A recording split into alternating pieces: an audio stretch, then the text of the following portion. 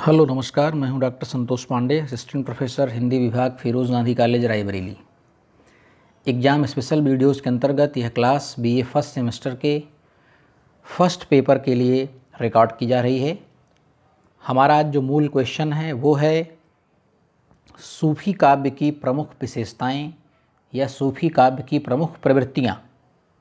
तो इस विषय पर हम लोग आज बात करेंगे। ये सवाल आपसे किस प्रकार से पूछा जा सकता है, इसी प्रकार से पूछा जाएगा कि सूफी काव्य की प्रमुख विशेषताएं बताइए या सूफी काव्य के बारे में आप क्या जानते हैं, विस्तृत निबंध लिखिए या सूफी काव्य की प्रमुख प्रवृत्तियों पर प्रकाश डालिए। इस प्रकार से ये सवाल आपसे घूम फिर करके पूछा जा सकता है।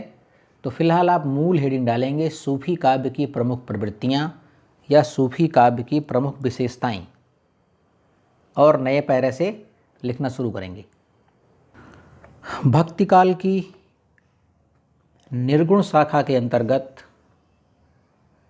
प्रेमाश्रयी काव्य में आने वाला सूफी काव्य, प्रेमाश्रयी काव्य धारा के अंतर्गत आने वाला सूफी काव्य अपनी प्रेम कथाओं के लिए अत्यंत प्रसिद्ध रहा है। अपनी प्रेम कथाओं के लिए अत्यंत प्रसिद्ध रहा है। सूफी काव्य की प्रमुख विशेषताओं या प्रवृत्तियों को या उनके द्वारा लिखे गए ग्रंथों की प्रमुख विशेषताओं को हम निम्नलिखित प्रकार से विश्लेषित करने का प्रयास कर रहे हैं। हम निम्नलिखित प्रकार से विश्लेषित करने का प्रयास कर रहे हैं। ठीक है, पहली हेडिंग डालेंगे आप मसनवी शैली का प्रयोग। मसनवी शैली का प्रयोग। एक बात इसमें ध्यान रखेंगे, ये सवाल एक तरीके से और पूछा जा सकता है और वो ये तरीका है कि सूफी प्रेमाख्यानक काव्य ग्रंथ जो लिखे गए हैं उनकी विशेषताएं बताइए। सूफी प्रेमाख्यानक काव्य ग्रंथों की विशेषताएं बताइए। तो भी यही सारी विशेषताएं आपको लिखना है जो सूफी काव्य की विशेषताएं होंगी। ठीक, चलिए लिखते हैं। हेडिंग डालेंगे आप सूफी मसनवी शैली। मसनवी शैली। तो पहले समझ लेते हैं मसनवी शैली है क्या। देखिए, मसनवी शैली का मतलब होता है इस शैली में सूफियों ने, ये सूफियों की शैली है, सूफियों ने अपने सारे प्रबंध काव्य इसी शैली में लिखे हैं। मसनवी शैली से हमारा तात्पर्य ये होता है कि जब हम किसी भी ग्रंथ की रचना की शुरुआत करते हैं तो शुरुआत में जैसे आप कोई हिंदू होगा या हिंदू धर्म ग्रंथ होंगे या हिंदू काव्य ग्रंथ होंगे तो उनमें सबसे पहले वो सरस्वती की वंदना करेगा या गणेश की वंदना करेगा। लेकिन जो सूफी मसनवी शैली है वे उनकी एक अपनी स्टाइल है लिखने की। तो वे कैसे करते हैं, तो वे सबसे पहले क्या करते हैं, सबसे पहले वे ईश्वर वंदना करते हैं। फिर उसके बाद हज़रत मोहम्मद साहब के जो 4 खलीफा थे, जो 4 मित्र थे, उनकी वंदना करते हैं। फिर जो उस वक्त का सुल्तान होता है उसकी वंदना की जाती है। उसके बाद गुरु महिमा की वंदना की जाती है और उसके बाद फिर उस कथा का प्रारंभ किया जाता है। इसे बोलते हैं मसनवी शैली। तो चलिए लिखेंगे, पहली हेडिंग है मसनवी शैली का प्रयोग। सूफी प्रेमाख्यानक काव्य ग्रंथों में, सूफी प्रेमाख्यानक काव्य ग्रंथों में लगभग सभी में मसनवी शैली का प्रयोग हुआ है। मसनवी शैली का प्रयोग हुआ है। इस शैली में सर्वप्रथम ईश्वर वंदना की जाती है। सर्वप्रथम ईश्वर वंदना की जाती है। उसके बाद हज़रत मोहम्मद की वंदना, फिर हज़रत मोहम्मद के 4 मित्रों की वंदना या स्तुति, उसके बाद तत्कालीन सुल्तान की प्रशंसा, तत्पश्चात गुरु महिमा का वर्णन करते हुए ग्रंथ लिखना प्रारंभ किया जाता है। तत्पश्चात गुरु महिमा का वर्णन करते हुए ग्रंथ लिखना प्रारंभ किया जाता है। ठीक है, डैश करके उदाहरण लिखेंगे एक। बरनहु आदि एक करतारु। बरनहु, बरनहु मतलब वर्णन करता हूँ मैं। बरनहु आदि एक करतारु, जेहि जीव दीन्ह कीन्ह उजियारू। जेहि मतलब जिन्होंने हमें जीवन दिया और इस दुनिया की रचना की। जेहि जीव दीन्ह कीन्ह करतारु। फिर एक लाइन छोड़ के लिखेंगे, शेर शाह दिल्ली सुल्तानु। शेर शाह दिल्ली सुल्तानु, जाकर यश तपहि जस भानु। जाकर यश तपहि जस भानु। फुल स्टॉप, इन्होंने कामा क्लोज कर देंगे। फुल स्टॉप, इन्होंने कामा क्लोज करके एक लाइन छोड़ के अगली हेडिंग लिखेंगे, प्रेम गाथाओं का नामकरण। प्रेम गाथाओं का नामकरण।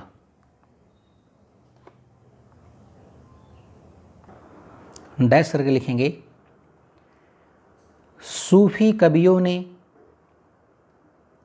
अपने लगभग सभी प्रेम काव्यों का नामकरण, अपने लगभग सभी प्रेम काव्यों का नामकरण उनकी नायिकाओं के आधार पर रखा है। उनकी नायिकाओं के आधार पर रखा है। जैसे जायसी का पद्मावत उसकी नायिका पद्मावती के नाम पर रखा गया। पद्मावती के नाम पर रखा गया। तो वहीं मंझन ने मधुमालती, मंझन ने मधुमालती, ये सब बहुत बड़े रचनाकार हैं। कुतुबन, मंझन और जायसी, ये तीन बड़े रचनाकार हैं प्रेमाख्यानक काव्य परंपरा यानी सूफी काव्य परंपरा के। तो इन तीनों का उदाहरण हम दे रहे हैं यहाँ पर। मंझन की मधुमालती तथा कुतुबन कृत मृगावती का नामकरण भी नायिकाओं के ही आधार पर किया गया है। नायिकाओं के ही आधार पर किया गया है। ठीक, अब हम लिखेंगे हेडिंग नंबर 3, लौकिक से अलौकिक की प्रेम व्यंजना। लौकिक से अलौकिक प्रेम की व्यंजना। हिंदी सूफी काव्य परंपरा के सभी कवियों ने, हिंदी सूफी काव्य परंपरा के सभी कवियों ने अपने काव्य ग्रंथों में लौकिक प्रेम गाथाओं के द्वारा, लौकिक प्रेम गाथाओं के द्वारा अलौकिक प्रेम की व्यंजना की है। अलौकिक प्रेम की व्यंजना की है। पद्मावत में मलिक मोहम्मद जायसी जी ने अंत में यह सब बता दिया कि, अंत में यह सब बता दिया है कि कौन सा पात्र किसका प्रतीक है। कौन सा पात्र किसका प्रतीक है। डैश करके उदाहरण लिखेंगे, तन चितौर मन राजा कीन्हा। तन चितौर मन राजा कीन्हा, हिय सिंघल बुधि पद्मिनी चीन्हा। हिय सिंघल बुधि पद्मिनी चीन्हा। फुल स्टॉप, इन्होंने कामा क्लोज कर देंगे। एक लाइन छोड़ के लिखेंगे, तन चितौर मन राजा कीन्हा, हिय सिंघल बुधि पद्मिनी चीन्हा। फुल स्टॉप, इन्होंने कामा क्लोज। एक लाइन छोड़ के लिखेंगे, पद्मावत में अनेकों ऐसे प्रसंग आते हैं। पद्मावत में अनेकों ऐसे प्रसंग आते हैं जिनमें पद्मावती को ब्रह्म के रूप में चित्रित किया गया है, ब्रह्म के रूप में चित्रित किया गया है। डैश करेंगे, उदाहरण लिखेंगे। रवि शशि नखत दीपहि वही ज्योति, रवि शशि नखत दीपहि वही ज्योति। Full stop and comma close करके एक उदाहरण और लिखेंगे, एक लाइन छोड़ करके। नयन जो देखा कंवल भा, नयन जो देखा कंवल भा निर्मल नीर शरीर, नयन जो देखा कंवल भा निर्मल नीर शरीर। सेकंड लाइन, हसत जो देखा हंस भा, हसत जो देखा हंस भा दसन ज्योति नग हीर, दसन ज्योति नग हीर। Full stop and comma close कर देंगे, एक लाइन छोड़ करके अगली हेडिंग लिखेंगे। कथानक रूढ़ियाँ, कथानक रूढ़ियाँ। और इसमें लिखेंगे सूफी कवियों ने अपनी रचनाओं में, सूफी कवियों ने अपनी रचनाओं में भारतीय एवं ईरानी फारसी काव्य रूढ़ियों का प्रयोग किया है, भारतीय ईरानी एवं फारसी काव्य रूढ़ियों का प्रयोग किया है। इसके साथ ही साथ भारतीय परंपरा में विकसित हुई तमाम काव्य रूढ़ियाँ भी, तमाम काव्य रूढ़ियाँ भी इन प्रेमाख्यानक ग्रंथों में मिल जाती हैं, इन प्रेमाख्यानक ग्रंथों में मिल जाती हैं। जैसे प्रिय का स्वप्न देखना, नायिका के रूप सौंदर्य को सुनकर उस पर मोहित हो जाना, नायिका के रूप सौंदर्य को सुनकर उस पर मोहित हो जाना, या किसी पक्षी द्वारा प्रेम संदेश का आना जाना, या किसी पक्षी द्वारा प्रेम संदेश का आना जाना। ये सभी भारतीय कथानक रूढ़ियाँ हैं, ये सभी भारतीय कथानक रूढ़ियाँ हैं। फारसी कथानक रूढ़ियों में एक लाइन छोड़ के लिखेंगे, फारसी कथानक रूढ़ियों में परियां, अलौकिक शक्तियाँ, उड़ने वाले राजकुमार एवं राजकुमारियाँ आदि आती हैं, आदि आती हैं। इन सभी का प्रयोग पद्मावत में भी हुआ है, इन सभी का प्रयोग पद्मावत में भी हुआ है। ठीक है, एक लाइन छोड़ के लिखेंगे। नेक्स्ट हेडिंग लिखेंगे चरित्र चित्रण, चरित्र चित्रण। सूफी प्रेमाख्यानकों में नायक नायिकाओं के चरित्रांकन की एक जैसी पद्धति दिखाई पड़ती है, एक जैसी पद्धति दिखाई पड़ती है।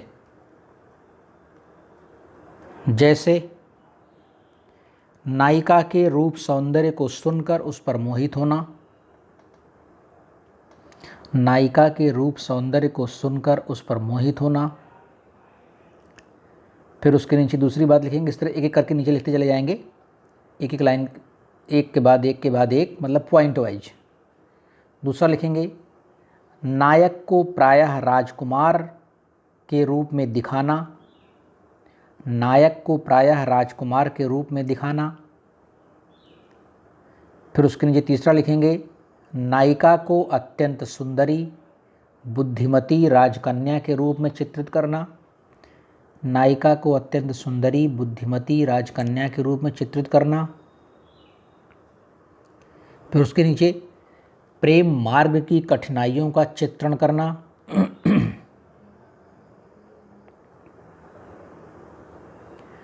फिर उसके नीचे पक्षियों के द्वारा प्रेम संदेश का आना जाना,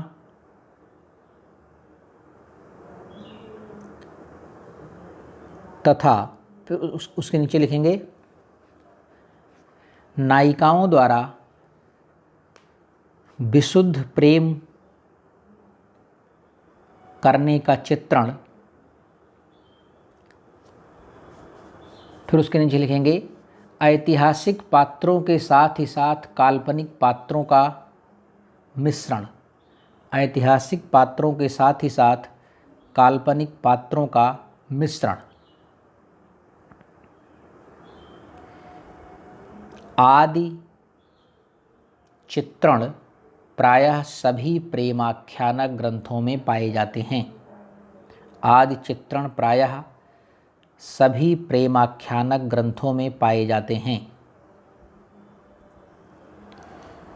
ठीक है, कुछ उदाहरण द्रष्टव्य हैं, कुछ उदाहरण द्रष्टव्य हैं। एक लाइन छोड़ के उदाहरण लिखेंगे। सारे जो उदाहरण लिखवाए जा रहे हैं नोट कामा में लिख करके फुल स्टॉप लगा के नोट कामा क्लोज कर देंगे। लिखिए पहले उदाहरण, पीयूषो कहो संदेशणा हे भंवरा हे काग, पीयूषो कहो संदेशणा हे भंवरा हे काग, सो धन बिरहें जरि मोई तहिक धुआं हम लाग, सो धन बिरहें जरि मोई तहिक धुआं हम लाग। उसके बाद लिखेंगे दूसरा,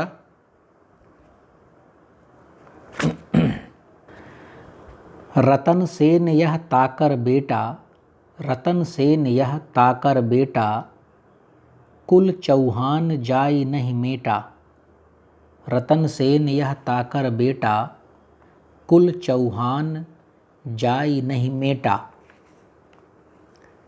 full stop and comma close कर देंगे। एक लाइन छोड़ के उदाहरण लोग लिखेंगे, काह बखानो सिंघल रानी, काह बखानो सिंघल रानी, ताके रूप भरें सब पानी, काह बखानो सिंघल रानी, ताके रूप भरें सब पानी। Full stop and comma close कर देंगे और नेक्स्ट हेडिंग लिखेंगे, लोक चेतना एवं हिंदू संस्कृति का चित्रण, लोक चेतना एवं हिंदू संस्कृति का चित्रण। सूफी कवियों ने प्रायः अपनी सभी रचनाओं में सूफी कवियों ने प्रायः अपनी सभी रचनाओं में लोक जीवन, लोक संस्कृति, लोक व्यवहार तथा लोक में व्याप्त कथाओं का चित्रण किया है।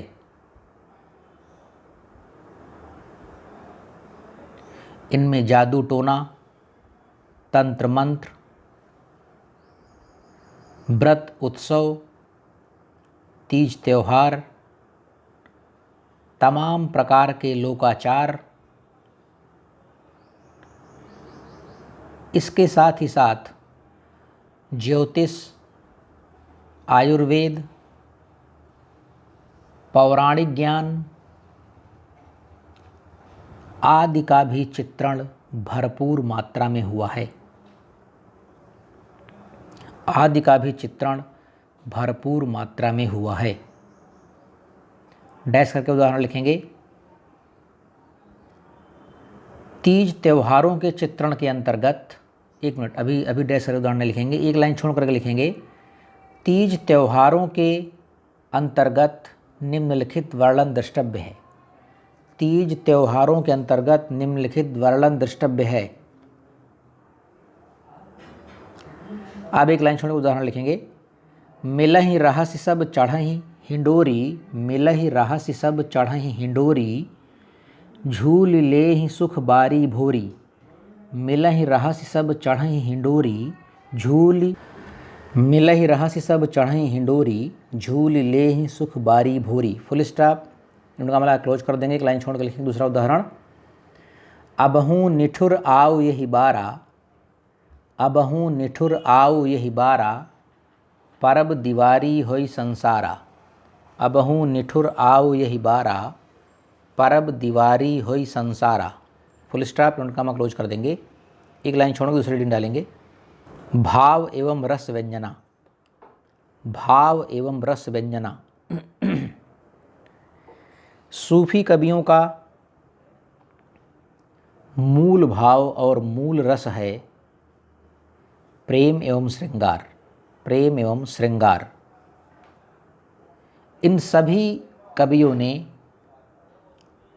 प्रेम को प्रधानता देकर श्रृंगार के दोनों पक्षों संयोग एवं वियोग का, श्रृंगार के दोनों पक्षों संयोग एवं वियोग का अत्यंत प्रभावी चित्रण किया है। पद्मावत से कुछ उदाहरण द्रष्टव्य हैं, पद्मावत से कुछ उदाहरण द्रष्टव्य हैं। डैश करके उदाहरण लिखेंगे। पहला लिखेंगे, हेडिंग डालेंगे संयोग श्रृंगार के उदाहरण, संयोग श्रृंगार के उदाहरण। और उसमें लिखेंगे सरवर तीर पद्मिनी आई, सरवर तीर पद्मिनी आई, खोपा छोरी केस मुकलाई। खोपा मतलब होता है जूड़ा। सरवर तीर पद्मिनी आई, खोपा छोरी केस मुकुलाई। मुकुलाई मतलब बिखेर देना, केसों को बिखेर देना, बालों को बिखेर देना या बालों को फैला देना। सरवर तीर पद्मिनी आई, खोपा छोरी केस मुकुलाई। एक और लिखेंगे उसमें, सस्यमुख अंग मलय गिरिबासा, सस्यमुख अंग मलय गिरिबासा, नागिन झाँप लीन चहुपासा। सस्यमुख अंग मलय गिरिबासा, नागिन झाँप लीन चहुपासा। एक और लिखेंगे, धरी तीर सब कंचुक सारी। ये सारे उदाहरण आपको आसानी से याद हो जाएंगे, आपके सिलेबस से ही हैं। धरी तीर सब कंचुक सारी, सरवर मह पैठी सब बारी। अब अगर स्पीड अच्छी हो तो सब लिख दीजिएगा, वरना कोई भी एक जो आसानी से याद हो जाए वो लिख दीजिएगा। धरी तीर सब कंचुक सारी, सरवर मह पैठी सब बारी। ठीक। अब एक हेडिंग डालेंगे छोटी सी, वियोग श्रृंगार के उदाहरण, वियोग श्रृंगार के उदाहरण। अब मैंने आपको नागमती का और जायसी का विरह वर्णन लिखवाया है, वियोग वर्णन। वहाँ पर मैंने 50 उदाहरण दिए हैं, वहाँ से कोई भी एक दो उदाहरण यहाँ आप लिख सकते हैं, जो भी आपको याद हो। फिर भी मैं 2 लिखा दे रहा हूँ। चढ़ा आषाढ़ गगन घन गाजा, नोट काम लिखेंगे, चढ़ा आषाढ़ गगन घन गाजा, बाजा बिरह दुंद दल बाजा, बाजा बिरह दुंद दल बाजा। एक और लिखेंगे, बरसय मघा झकोरी झकोरी। इन्होंने काम के अंदर लिखेंगे, बरसय मघा झकोरी झकोरी, मोर दुई नयन चुवई जस ओरी, मोर दुई नयन चुवई जस ओरी। ठीक। फुल स्टॉप, इन्होंने काम क्लोज कर देंगे।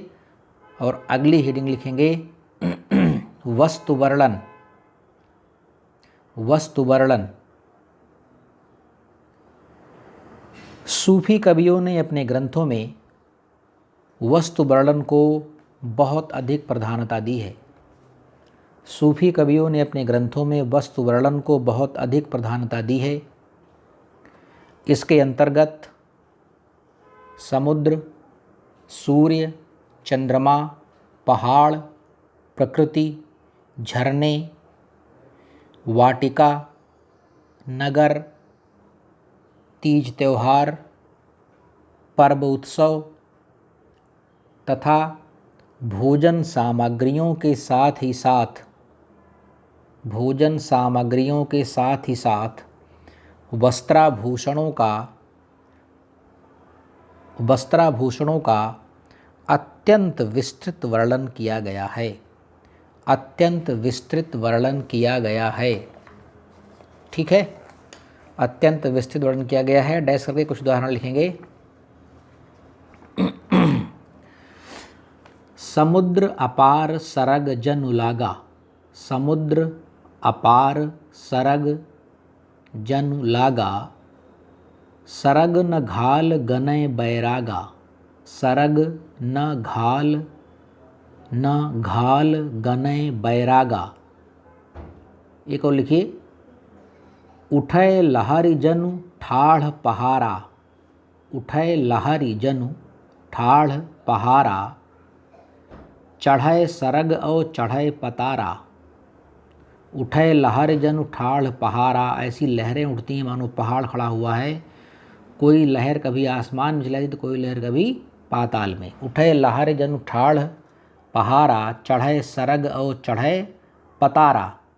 फुल स्टॉप रुड़कामा क्लोज कर देंगे। एक लाइन छोड़ के एक और लिख देंगे। पानी भरें आवहीं पनिहारी। पानी भरें आवैं पनिहारी। रूप स्वरूप पद्मिनी नारी। रूप स्वरूप पद्मिनी नारी। ठीक इस तरह से यहाँ पर वस्तु वर्णन हुआ है। ठीक, फुल स्टॉप रुड़कामा क्लोज कर देंगे। नेक्स्ट हेडिंग लिखेंगे। नेक्स्ट और अंतिम हेडिंग लिखेंगे, भाषा शैली छंद एवं अलंकार योजना। भाषा शैली छंद एवं अलंकार योजना। सभी प्रेमाख्यानक काव्य ग्रंथों की रचना प्रायः फारसी पद्धति की मसनवी काव्य शैली में हुई है। फारसी पद्धति की मसनवी काव्य शैली में हुई है।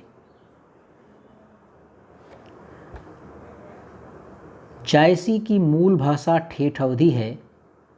जायसी की मूल भाषा ठेठ अवधी है और मलिक मोहम्मद जायसी ने अपने प्रायः सभी ग्रंथों में इसका प्रयोग किया है। अपने प्रायः सभी ग्रंथों में इसका प्रयोग किया है। छंद योजना की बात करें तो प्रायः सभी काव्य ग्रंथों में चौपाई एवं दोहा छंद में उनकी रचना की गई है। प्रायः सभी काव्य ग्रंथों की रचना चौपाई एवं दोहा छंद में की गई है। प्रारंभ में चौपाइयाँ और अंत में दोहे को रखा गया है। प्रारंभ में चौपाइयाँ और अंत में दोहे को रखा गया है। एक लाइन छोड़ के लिखेंगे, अलंकारों के अंतर्गत शब्दालंकार और अर्थालंकार का भरपूर प्रयोग हुआ है। शब्दालंकार एवं अर्थालंकार का भरपूर प्रयोग हुआ है। कुछ उदाहरण द्रष्टव्य हैं। टैस करके एक लाइन छोड़ के उदाहरण लिखेंगे। ए रानी मन देख बिचारी, यही नैहर रहना दिनचारी। ए रानी मन देख बिचारी, यही नैहर रहना दिनचारी। सेकंड लाइन, पुनि सासुर हम गवनब काली। पुनि सासुर हम गवनब काली, कित यह सरवर कित यह पाली। कित हम कित यह सरवर पाली। कित हम कित यह सरवर पाली। एक लाइन छोड़ दूसरा उदाहरण लिखेंगे नोट कामा के अंदर। ससिमुख अंग मलय गिरिबासा। ससिमुख अंग मलय गिरिबासा, नागिन झाँप लीन चहुपासा। नागिन झाँप लीन चहुपासा। एक और लिखेंगे, दसन दामिनी कोकिल भाखी। दसन दामिनी कोकिल भाखी, भौंहे धनुष गगन ले राखी। भौंहे धनुष गगन ले राखी। एक और लिखेंगे, नयन सीप आंसू तस भरे। नयन सीप आंसू तस भरे, जानहु मोति गिरहि सब ढरे। जानहु मोति गिरहि सब ढरे। फुल स्टॉप इन्होंने काम आप क्लोज कर देंगे और यहाँ पर हमारा सवाल समाप्त होता है। अब एक लाइन छोड़ करके हम लिखेंगे निष्कर्ष। निष्कर्ष रूप में हम ये कह सकते हैं कि निष्कर्ष रूप में हम ये कह सकते हैं कि मध्यकालीन हिंदी साहित्य के इतिहास में सूफी काव्य परंपरा और उनके प्रेमाख्यान ग्रंथों का, सूफी काव्य परंपरा एवं उनके प्रेमाख्यान काव्य ग्रंथों का अत्यंत महत्वपूर्ण स्थान है। इन सभी रचनाओं में प्रायः लौकिक प्रेम के माध्यम से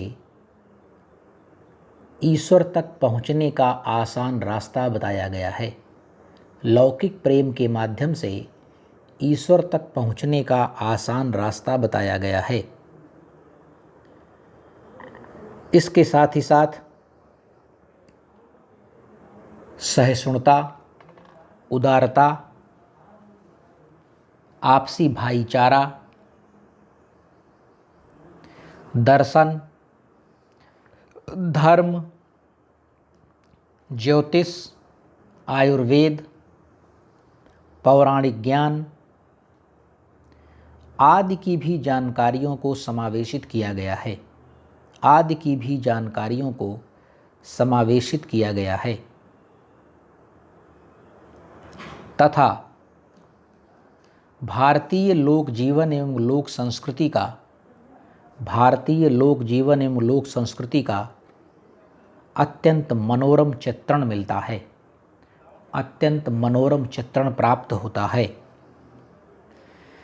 ठीक, फुल स्टॉप कर दीजिए और हमारा सवाल यहाँ पर समाप्त होता है। हमारा सवाल था सूफी प्रेमाख्यानक काव्य ग्रंथों की विशेषताएं या सूफी प्रेमाख्यानक काव्य ग्रंथों की प्रवृत्तियाँ या सूफी काव्य की प्रवृत्तियाँ या सूफी काव्य की विशेषताएं। ठीक, इस प्रकार से कोई भी सवाल आएगा तो आप इस सवाल को, इस उत्तर को लिखेंगे और कोई दिक्कत नहीं, एकदम आराम से आप पढ़िए लिखिए। नकल से दूर रहिए। नकल एक खतरनाक चीज़ है। आज की नकल आपको कल बर्बाद करके रख देगी। दुष्यंत कुमार का एक शेर सुना करके मैं ये क्लास समाप्त करता हूँ। दुष्यंत कुमार जी लिखते हैं कि भूल जाएगा वह एक दिन अपनी टांगों का वजूद, भूल जाएगा वह एक दिन अपनी टांगों का वजूद, मैंने उसके हाथ में दे रखी हैं बैसाखियाँ, मैंने उसके हाथ में दे रखी हैं बैसाखियाँ। तो ये बैसाखियों से अपनी नाव पार मत करो, नकल से अपनी नाव पार मत करो, वरना अगर ये बैसाखी एक बार लग गई, नकल की आदत एक बार अगर आपको पड़ गई तो पूरा जीवन आपका विकलांग हो जाएगा और मोदी जी के शब्दों में आप दिव्यांग हो जाएंगे। तो विकलांगता आपके ऊपर हावी ना होने पाए मेरे विद्यार्थियों। नकल से दूर रहें, अकल से काम लें। 2 नंबर कम मिलेगा चलेगा, लेकिन नकल नहीं करना है, क्योंकि आज का ये 2 नंबर कम आगे आपके 20 नंबर बढ़ाने का काम करेगा। तो बस आप पढ़े लिखे, मस्त रहें, व्यस्त रहें। अगली वीडियो में आपसे मुलाकात होगी। नमस्कार।